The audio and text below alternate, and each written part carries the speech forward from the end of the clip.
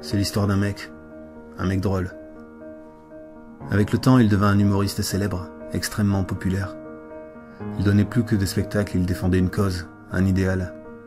La paix, l'évasion par l'humour, et surtout il prônait l'égalité des peuples. L'égalité des peuples. Tout le monde passait sous les foudres de sa plume, toutes les communautés, tous les peuples, toutes les religions.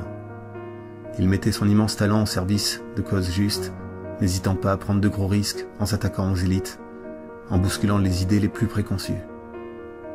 Le 1er décembre 2003, il réalisa un sketch à la télévision, un sketch qui a tout fait basculer. Ayant depuis longtemps orchestré des sketchs sur tous les peuples du monde, toutes les communautés, toutes les religions, il décida que ce sketch-là, précisément, mettrait en scène un colon israélien. Les années qui suivirent furent difficiles pour l'artiste, car suite à ce sketch, il fut boycotté par les mass médias, dénigré, diabolisé et systématiquement injurié, traité d'antisémite. Mais il n'était pas plus antisémite que vous et moi.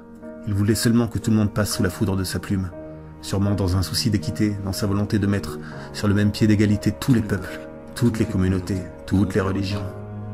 Mais en France, il en est autrement. Voyant que le thème du sionisme et d'Israël était un thème qui ne pouvait être abordé, celui qui osait montrer du doigt, critiquer ce gouvernement corrompu, se retrouvait obligatoirement cristallisé dans un rôle d'antisémite.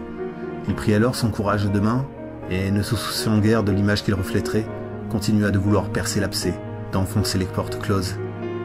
En chœur, la majorité des médias lui firent subir les pires dénigrements. Traités en paria, ils essayèrent même de l'anéantir financièrement, sans même se cacher de cette propre volonté.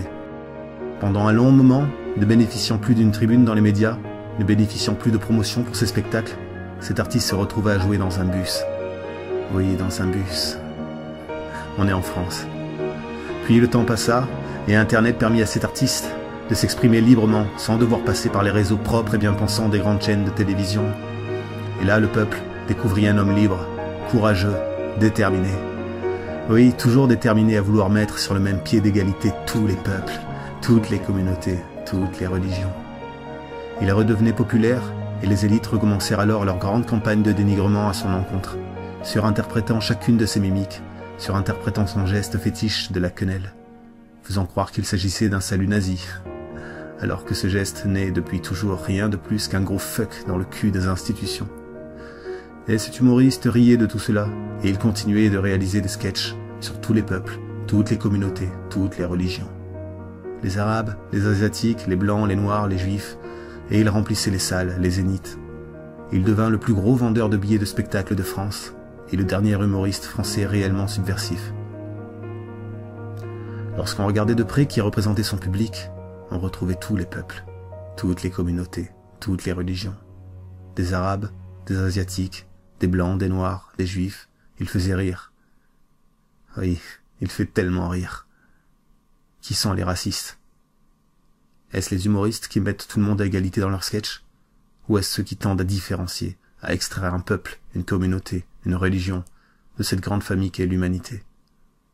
Je suis un homme libre, je vis sur le sol français et j'ai le droit à mes opinions. Et ce dont je suis sûr, c'est que cet humoriste n'est pas raciste le moins du monde. Il combat le racisme. Cet humoriste, c'est Dieudonné.